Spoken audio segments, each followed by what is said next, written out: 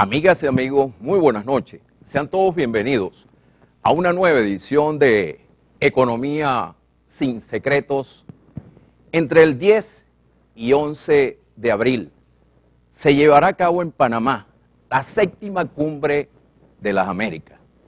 Más de 30 países han sido invitados a esta cumbre, donde asistirán presidentes, cancilleres y delegados oficiales. Este será nuestro tema de hoy y lo estaremos analizando con el embajador Julio Portillo, internacionalista, a quien le damos la más cordial bienvenida. Julio, muchísimas gracias por haber aceptado nuestra invitación. Julio, ¿qué importancia tiene la cumbre de las Américas en un continente de tantos desencuentros? Bueno, Arnaldo, muchas gracias por la invitación. Realmente tú tienes razón, este va a ser el tema de esta semana, la séptima cumbre de las Américas que se realiza en Panamá.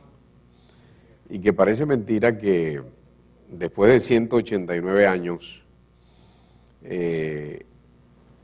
realizado el Congreso de Panamá convocado por Bolívar en 1826, vuelve a ser el Istmo el sitio señalado para debatir tantos temas de importancia en estos momentos para la América.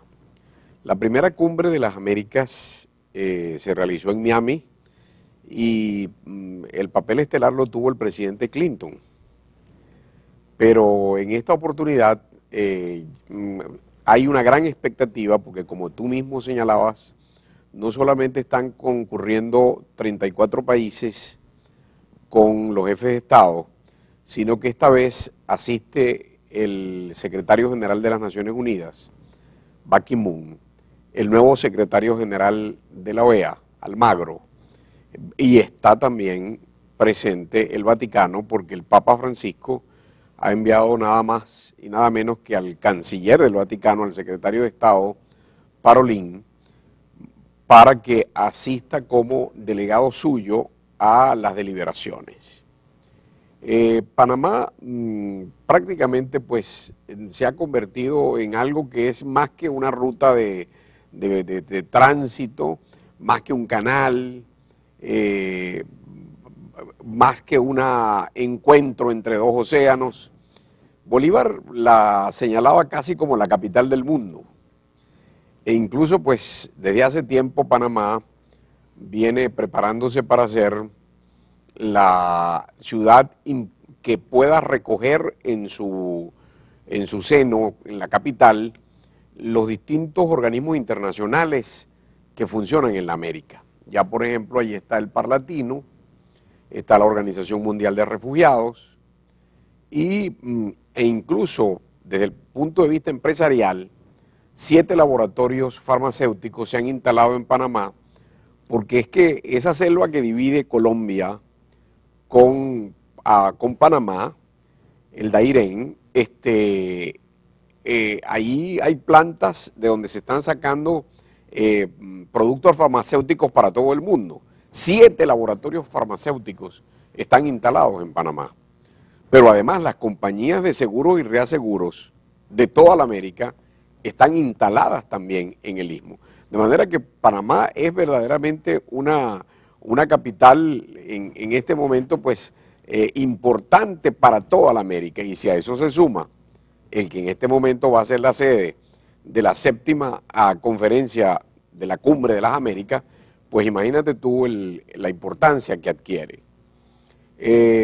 Panamá desde hace tiempo está incluso recibiendo muchos venezolanos. Yo recuerdo que hace tiempo cuando yo escribí el libro de Venezuela-Panamá, Relaciones Diplomáticas, y fui a presentarlo, apenas habían unos 500 venezolanos. Hoy en día hay más de 10.000 venezolanos residiendo en Panamá. De manera pues que hay una gran expectativa por la Cumbre de las Américas y vamos a ver cuáles son entonces esos temas. ¿Y cuál es la trascendencia especial que tiene esta cumbre que no han tenido ninguna de las 6 anteriores? Yo decía en estos días, en una entrevista para un periódico del exterior, que la cumbre de Cartagena tuvo el problema de que la mayor parte de los acuerdos no se pudieron firmar y por supuesto no se pudieron llevar a cabo. Hubo mucha discordancia entre los participantes. La aspiración fundamental para esta cumbre es que las cosas que allí se propongan puedan ser firmadas, puedan ser acordadas y sobre todo puedan ser realizadas, que es a veces el gran problema que tienen estas reuniones internacionales, que si no se les hace un seguimiento, si no hay una oficina que pueda llevarle el pulso a cada cosa que se acuerde, pues quedan entonces en palabrerío. Pero hay la decisión de que en esta cumbre no solamente se trate el tema del desarrollo sostenible, la ecología para la América, sino también hay expectativas, por cuanto es la primera vez que concurre Cuba. En la reunión de Cartagena, el presidente de Bolivia, Evo Morales, tuvo la grosería de decir que esas cumbres no servían para nada y que no servían especialmente porque no estaba Cuba presente, asignándole un mega rol a la isla. Bueno, ahora se tendrá que comer sus palabras porque va a estar presente Cuba y va a estar él presente también. Y por supuesto, se ha creado una expectativa porque es la primera vez que los presidentes Obama y Castro se van a ver cara a cara después de los acuerdos de diciembre de restablecer las relaciones, que ya van muy adelantadas, porque ya prácticamente no se está hablando de la instalación de las embajadas, sino que desde el punto de vista privado ya hay empresarios cubanos y empresarios norteamericanos que están llegando a unos acuerdos extraordinarios. Y eso está andando, eso está en un proceso sumamente interesante. Y por supuesto también se ha creado una expectativa con la cuestión de la posición venezolana.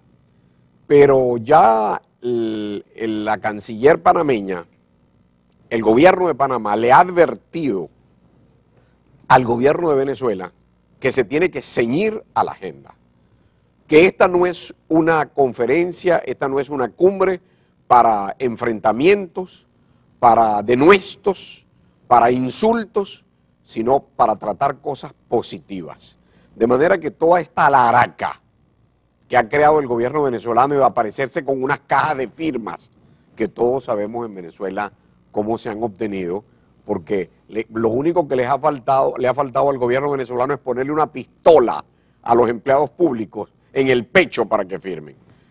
Tengo que hacer una pausa, Julio, hablando de firmas. El gobierno de Panamá, como país anfitrión, no aceptará que se lleven a la cumbre las 10 millones de firmas e impedirá un show contra Obama. Vamos a desarrollar este tema cuando vengamos de una pausa comercial. Tengo que cumplir con nuestra primera pausa comercial. Al retorno seguiremos conversando con el embajador Julio Portillo, internacionalista. Seguimos conversando con el embajador Julio Portillo, internacionalista. Julio, finalizando el segmento anterior, te dejé una pregunta en el aire. El gobierno de Panamá, como país anfitrión, no aceptará que lleven a la cumbre las 10 millones de firmas que se están recogiendo en Venezuela, y tú crees que impedirá cualquier show contra Obama. Por supuesto, usted decía que la canciller panameña ya advirtió algo al respecto, pero es que yo creo que hay el consenso de varios países en que la conferencia tiene asuntos tan importantes que tratar que no hay cabida para que se salgan de la agenda y se presente un show con unas cajas de firmas que el mundo sabe cómo han sido adquiridas. Y que, por cierto, Arnaldo, me vas a perdonar que corrija, no hay 10 millones de firmas. Creo que la última información que leí en la prensa ayer fueron que se estaba llegando apurado a los 5 millones de firmas. Aquí en el Zulia, el propio gobernador, un estado que tiene más de 4, que casi está llegando a 4 millones de habitantes, y han recogido 300.000 firmas. O sea que el propio gobernador Arias Cárdenas ha declarado que aquí lo que se han recogido son 300.000 firmas. De manera pues que es una cosa, y por supuesto, en la calle está sabiéndose cómo se están obteniendo esas firmas. Hay empleados de Corpo Zulia votados, hay gerentes de bancos despedidos, hay militares amenazados, incluso se habló de poner a firmar a los niños en las escuelas, ¿no? Una cosa gravísima. De manera pues que da pena esto, da pena verdaderamente, ¿no? Además, ponernos a firmar ¿qué? ¿Qué es lo que ha hecho Estados Unidos?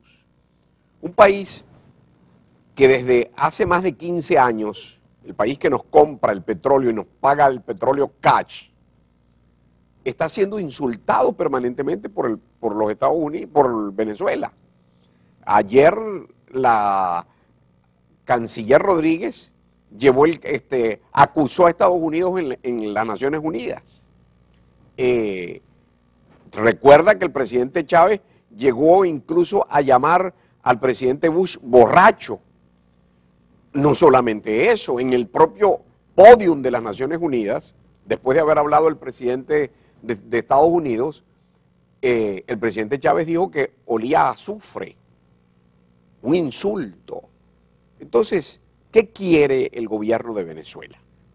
Que el otro gobierno, cualquiera que sea, en este caso Estados Unidos, se quede callado, porque ellos tienen el derecho a insultar. ¿A quién no ha insultado el gobierno de Venezuela? A Angela Merkel, canciller de Alemania, o primer ministro de Alemania, la llamó Chávez nazi y después le pidió excusas en Lima. Recuerda que a Condoleezza Rice, secretaria de Estado o ministro de Relaciones Exteriores de los Estados Unidos, la llamó Chávez ignorante. Y resulta que esa señora había sido nada más y nada menos que decana de la Facultad de Humanidades de una de las más importantes universidades de los Estados Unidos y está entre las primeras pianistas de los Estados Unidos, y Chávez se dio el tupé de llamarla ignorante.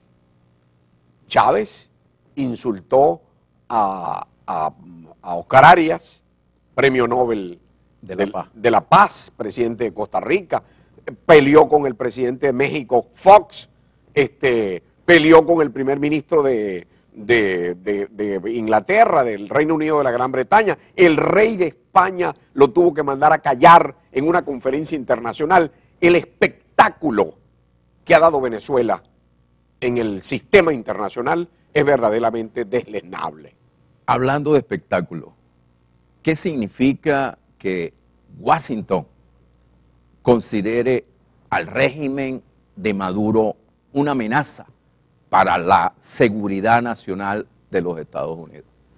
Evidente, la seguridad nacional de los Estados Unidos pasa por el tráfico de estupefacientes. Y el gobierno venezolano se ha convertido prácticamente en un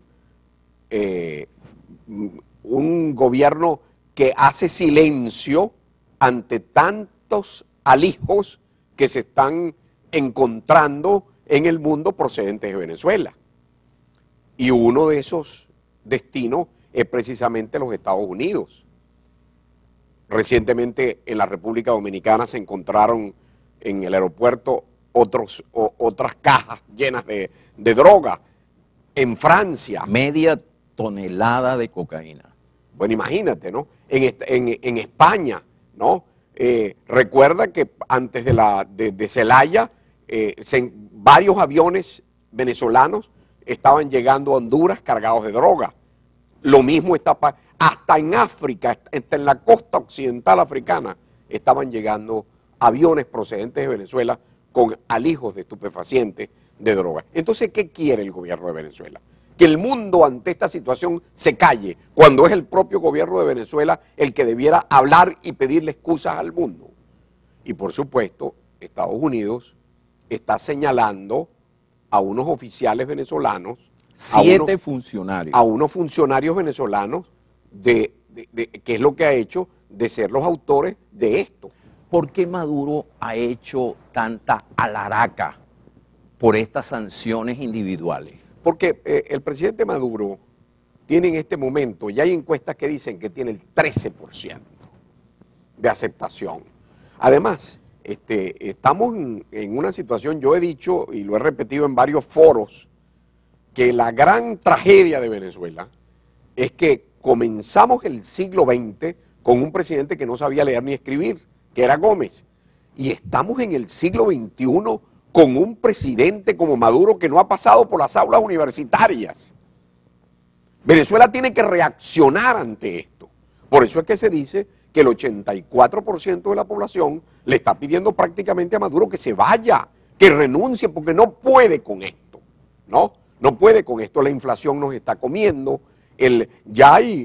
Tú lo debes saber porque hace 3 días apareció en la prensa que hasta una empresa canadiense está pidiendo que Venezuela se le declare en default. De manera que estamos en una situación económica que Venezuela no está pagando, está perdiendo demandas internacionales, PDVSA está en un estado desastroso. Y Rafael Ramírez, el gran responsable de este desastre económico, se fue tranquilito y muy callado hacia los Estados Unidos y está en silencio allá en las Naciones Unidas. No ha abierto la boca para nada porque sabe, porque aquí pudiera estar pasando, Arnaldo, una cosa parecida a la que sucedió, y de eso podemos hablar en los días finales de Pérez Jiménez, que Pedro Estrada y Vallenilla Lán, sabiendo lo que estaba pasando, se fueron por adelantado. Tengo que hacer nuevamente una pausa. Nuevamente vamos a dejar una pregunta en el aire. Al retorno nos va a decir por qué Maduro ha radicalizado su política diplomática. Tengo que cumplir con nuestra segunda pausa comercial. Al retorno seguiremos conversando con el embajador Julio Portillo, internacionalista. Seguimos conversando con el embajador Julio Portillo, internacionalista. Julio, ¿por qué Maduro ha radicalizado su política diplomática? Bueno, yo diría que su política exterior, porque la diplomacia venezolana está muy cuestionada. Tú sabes, todas las escenas en las que hemos dado pena en el mundo con los embajadores que no son del oficio, que están en este momento en nuestra representación internacional en diversas embajadas. Pero yo diría, a propósito de tu pregunta, que hay varias hipótesis. La primera es que es un elemento distractorio para todo lo que está pasando en el país, ¿no? No te olvides que en este momento varios expresidentes de la América Latina, más Felipe González, expresidente del gobierno español, le están pidiendo a Maduro que libere a los presos políticos. Se lo ha pedido hasta la propia iglesia. Y entonces, pues, pretende llevar la cosa a otro estadio para que la gente no piense en esta situación que se le está planteando, que está saliendo en todos los titulares del mundo, porque Venezuela está permanentemente en la incandescencia, está siempre en las primeras páginas de los periódicos. La campaña antiimperialista la están utilizando para distraer. Por supuesto. Y en segundo lugar, voy a asomarte un tema que me tiene bastante preocupado. Venezuela está viviendo, señores, una crisis económica terrible. ¿Cómo es posible que ante una crisis económica, valiéndose de esta supuesta amenaza o invasión que nos va a hacer Estados Unidos, el presidente Maduro haya anunciado que le va a comprar más armas a Rusia? ¿Se justifica en este momento una compra de armas a Rusia cuando tenemos una crisis económica grave, ¿no? Donde lo que hay que comprar son alimentos, donde en las escuelas y en los liceos no hay ni laboratorios, y entonces el presidente va a comprar más armas? ¿Qué hay detrás de esto? ¿Será que perros de la guerra están vinculados al gobierno venezolano y entonces se van a beneficiar con esta nueva compra de armas? Eso ha sucedido en otras oportunidades. El propio José Vicente Rangel en otras épocas denunciaba ello. Entonces, ese puede ser otro elemento que se esté usando para radicalizar la política exterior venezolana, con incluso pues la movilización que ha habido de ejercicios militares en todo el país que no han estado exentos de heridos y de muertos, porque la prensa ha traído la noticia de que en algunas partes hubo 2 muertos en 2 sitios distintos de soldados que, manipulando estas armas, perdieron la vida. De manera pues que estamos ante elementos distractorios con los cuales el gobierno quiere tapar el sol con un dedo. Me hablaste de Felipe González. Resulta que ahora el gobierno de Maduro le va a exigir visas a los extranjeros que quieren participar en juicios penales en Venezuela. Todo el mundo sabe que el expresidente español Felipe González se ofreció voluntariamente para defender a los presos políticos en Venezuela.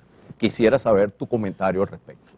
El rol anterior de los presidentes Pastrana, Piñera y Calderón, de Colombia, Chile y México respectivamente, le trajo al gobierno un revés grande, sobre todo porque el presidente, el expresidente de Colombia, Andrés Pastrana, llamó a Maduro paisano, con lo cual estaba entonces replanteando otra vez el problema que ya estaba en la calle, pero que estaba un poco adormecido, de la nacionalidad del actual mandatario venezolano, que le estaba pidiendo todo el mundo que la aprobara. Yo creo que entonces el gobierno no salió muy bien parado, negándole a esos 3 expresidentes que visitaran a Leopoldo López en la cárcel de Ramo Verde. Pero es que ahora, con la detención de Ledesma, se está sumando el presidente Lagos de Chile, se está sumando el expresidente de Brasil, de Cardoso, Fernando Enrique Cardoso del Brasil, y que al fin y al cabo, pues, esos expresidentes tienen que ser respetados por los gobiernos de turno, porque recuerda, por ejemplo, que hasta el propio Santos protestó porque Maduro llamó a Pastrana narcotraficante y que estaba siendo financiado por el narcotráfico para sus actividades. Y el presidente de Colombia o el gobierno colombiano protestó por eso, como lo hizo en su oportunidad en una ocasión Zapatero, cuando Chávez se puso a hablar mal del expresidente español Aznar. El gobierno español le reclamó a Chávez respeto para un expresidente. Entonces, nuevamente el gobierno en este escenario internacional sale muy mal parado, porque Felipe González no está amenazando al gobierno venezolano. Incluso, ¿cómo le van a pedir? Eso es una cosa inaudita. ¿Cómo le van a pedir a Felipe González que quiere venir a Venezuela que obtenga una visa de trabajo? ¿Qué es ese disparate? ¿No? ¿Cómo se come eso? Un expresidente puede venir aquí hasta como turista a visitar Venezuela, de manera pues que obtiene una visa de turista y entra al país. Que en Venezuela haga algunas actividades, ya eso es agua de otro costado. Julio, volviendo al tema de la Cumbre de las Américas, ¿qué oportunidades brinda esta cumbre para Venezuela? Mira, Venezuela está muy mal económicamente y el gobierno venezolano debiera aprovechar la cumbre para primero bajar las tensiones con los Estados Unidos, porque los Estados Unidos siguen siendo el gran proveedor de una cantidad de productos, no solamente para Venezuela, sino para toda Latinoamérica. Nosotros estamos padeciendo, Arnaldo, en este momento una situación grave en materia de repuestos de automóviles, ¿no? No hay automóviles en Venezuela. Entonces ahí hay la oportunidad de bajar la tensión. El gobierno venezolano hace muy mal en seguirle echando candela, ¿no?, a este tema, porque sale perjudicado. ¿Tú no crees que Maduro confrontará a Obama en la cumbre de las Américas? La confrontación siempre estará posible de realizarla.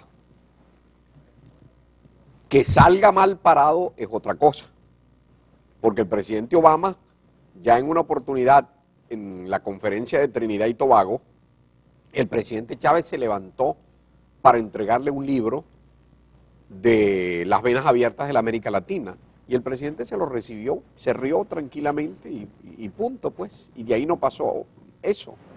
Nuevamente tengo que hacer una pausa. Al retorno, me gustaría conocer tu opinión con relación al caso de Guyana y a toda esa explotación petrolera que se está llevando a cabo en una zona en reclamación. Desarrollamos este tema cuando vengamos de una pausa comercial. Tengo que cumplir nuevamente con unos compromisos comerciales. Al retorno seguiremos conversando con el embajador Julio Portillo, internacionalista. Seguimos conversando con el embajador Julio Portillo, internacionalista. ¿Qué opinión te merece, Julio, la situación con Guyana y toda esta explotación petrolera que se está realizando en una zona que está en reclamación?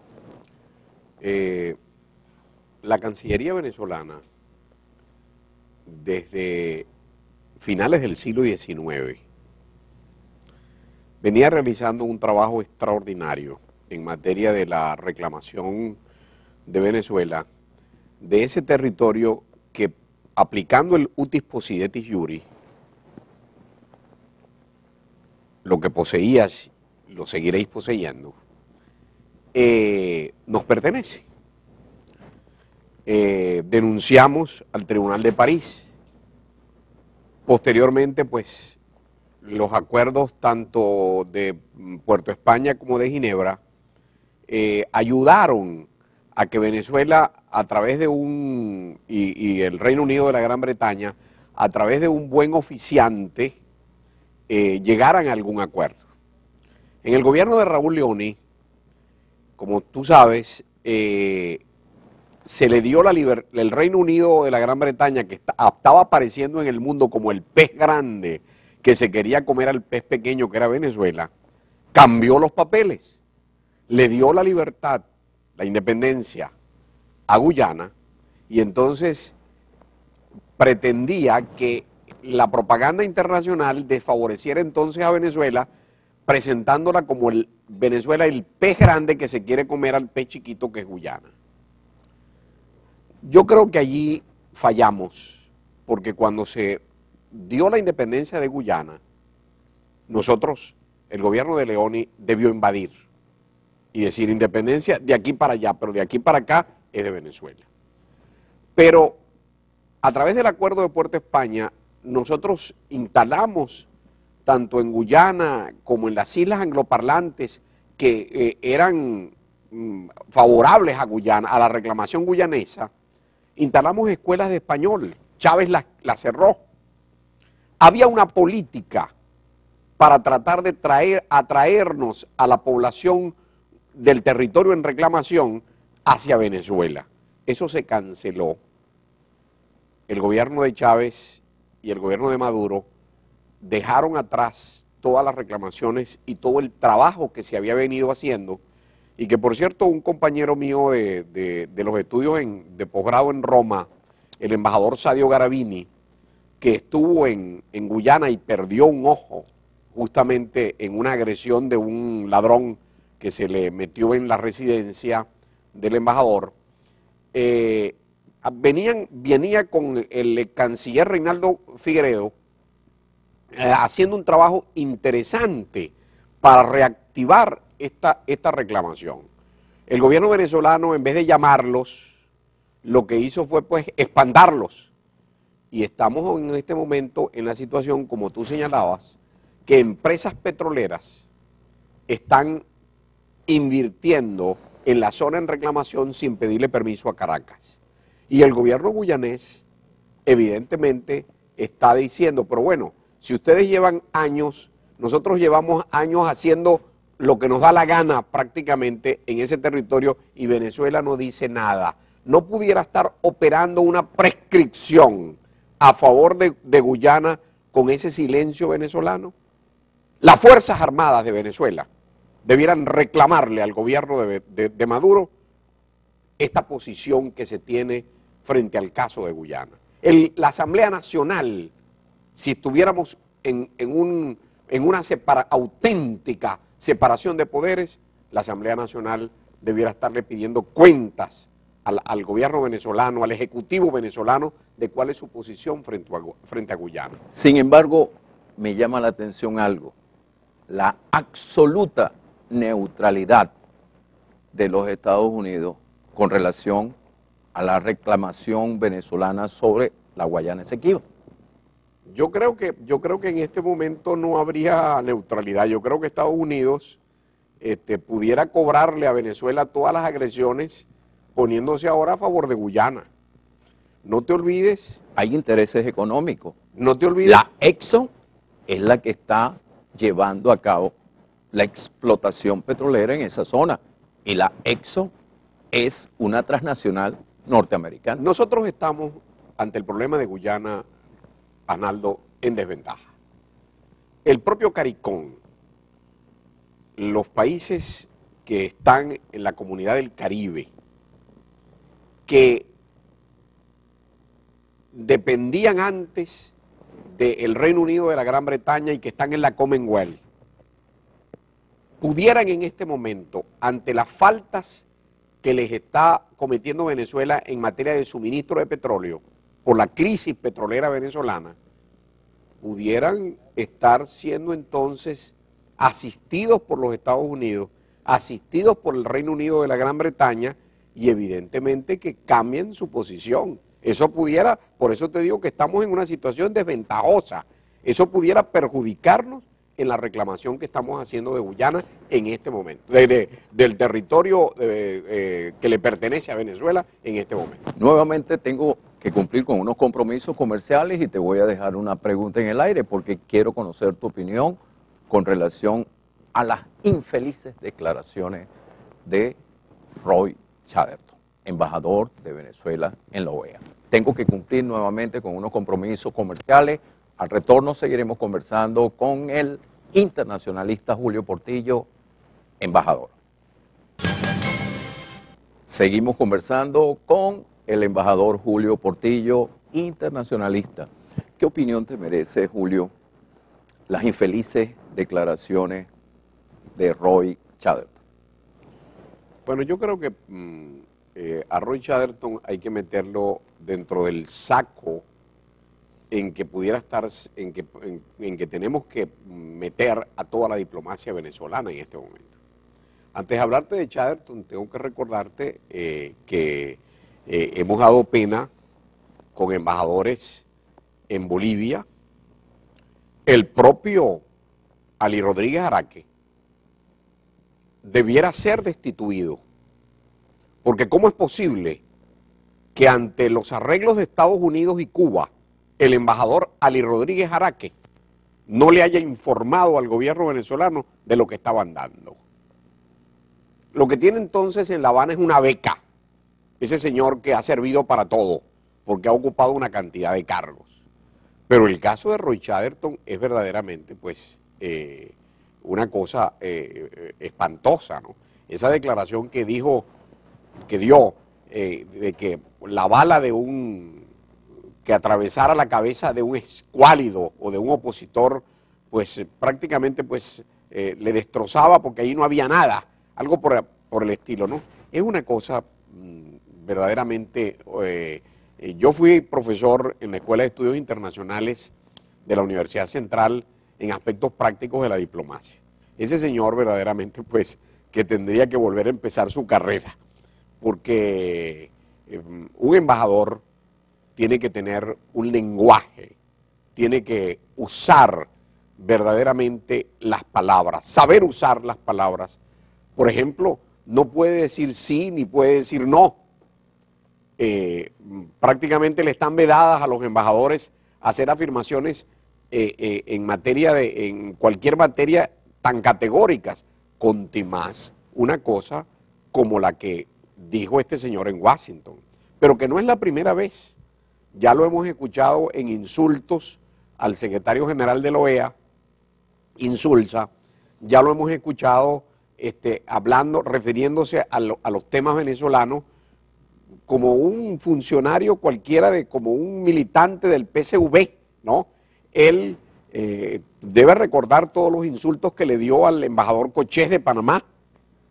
De manera pues que, mira, Arnaldo, la diplomacia venezolana, después de haber tenido a cancilleres tan importantes como tuvimos en el siglo XIX y en el siglo XX, haber tenido en estos últimos 3 lustros cancilleres de la talla de Maduro, de la talla de Jagua, ¿no? De la talla de aquel coronelote Dávila, ¿no? Mira, damos pena. Hablando del embajador Cochés de Panamá, ¿qué sabes tú de la supuesta participación de María Corina Machado en la Cumbre de las Américas? Yo no creo que María Corina pueda participar en esta cumbre, porque María Corina tiene la prohibición de la salida del país. Ella se mueve muy bien en el ámbito internacional, es bastante conocida. Últimamente fue la que invitó a Venezuela a los 3 expresidentes. De manera pues que María Corina tiene un futuro, ¿no? Es prácticamente la única mujer que aparece en el horizonte si llegásemos a tener alguna vez una presidenta, ¿no? Porque en el otro bando, que es el PSV, no hay nombres que puedan estar a la altura de una María Corina Machado. ¿Y cómo vislumbras tú las relaciones entre Estados Unidos y América Latina teniendo como focos principales a Cuba y a Venezuela? Mira, las relaciones de Estados Unidos con la América Latina van en camino de mejorar. Y de mejorar porque la América Latina está con graves problemas. En la cumbre, comenzamos este programa hablando de la primera cumbre de las Américas, donde allí el presidente Clinton le insistió mucho a los gobiernos latinoamericanos en el combate a la corrupción administrativa. Y en este momento, pues, Brasil, Venezuela, Argentina, la propia Chile y México, por supuesto, tienen graves problemas en esta materia de la corrupción, ¿no? De manera que no pueden algunos países alzar mucho la voz porque acordaron unas cosas y no las han cumplido. Pero yo creo que las relaciones, este paso que se ha dado con Cuba, que me parece positivo, va a traer cambios importantes, ¿no? Y yo creo que las relaciones de Estados Unidos, el presidente Correa ha estado hablando en universidades norteamericanas. No es la posición del Brasil ni la posición de Chile llega a los grados de adversión que tiene Venezuela. Colombia es un aliado de los Estados Unidos. Los países centroamericanos en este momento, Chávez le pidió al presidente de la República Dominicana y al presidente de El Salvador que rompiera, que tomara una actitud como la que él tomaba contra los Estados Unidos. Y le dijeron, me consta que le dijeron, pero ¿de qué nos estás hablando?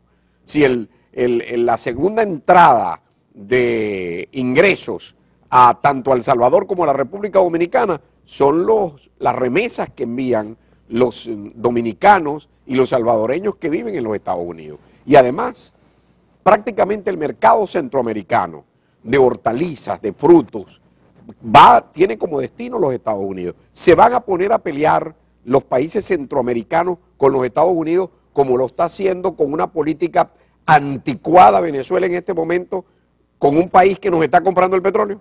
Ya para finalizar, ¿tú crees que seguirán los países de América Latina con su complicidad ante la tragedia venezolana? Mira, Venezuela ha sido muy solidaria en tiempos de dictaduras con los países latinoamericanos. Cuando la dictadura de Pinochet, mandamos a Santiago de Chile 2 aviones de Viasa a traer a los exilados, que los recogimos aquí. Nosotros, la actual generación de venezolanos le tiene que reclamar a muchos presidentes latinoamericanos que han dejado a Venezuela sola, que no han sido solidarios en esta situación que nosotros tenemos con un gobierno que viola los derechos humanos, que tiene a Venezuela en una crisis económica, que prácticamente pues no se puede hablar de un gobierno totalmente democrático porque aquí no hay separación de los poderes. De manera pues que ha faltado una solidaridad latinoamericana, y yo soy de los que piensa que dónde se van a meter después cuando se termine de destapar todo lo que sabemos que está ocurriendo en el mundo. Tienes el tema de Andorra, tienes lo que se está descubriendo en materia de depósitos de funcionarios venezolanos en Suiza y en varias partes del mundo. De manera que ¿dónde se van a meter los presidentes latinoamericanos que nos han dejado solos? Gracias, Julio, por haber aceptado nuestra invitación. También a ustedes, muchísimas gracias por la atención prestada, y recuerden que este y todos los programas lo podrán ver a través de nuestro portal www.economiasinsecretos.com. Me tengo que despedir hasta el próximo domingo, 9 de la noche, cuando le brindaremos más de Economía sin Secretos. Espero que el programa de hoy haya sido de su agrado. Que pasen una feliz noche.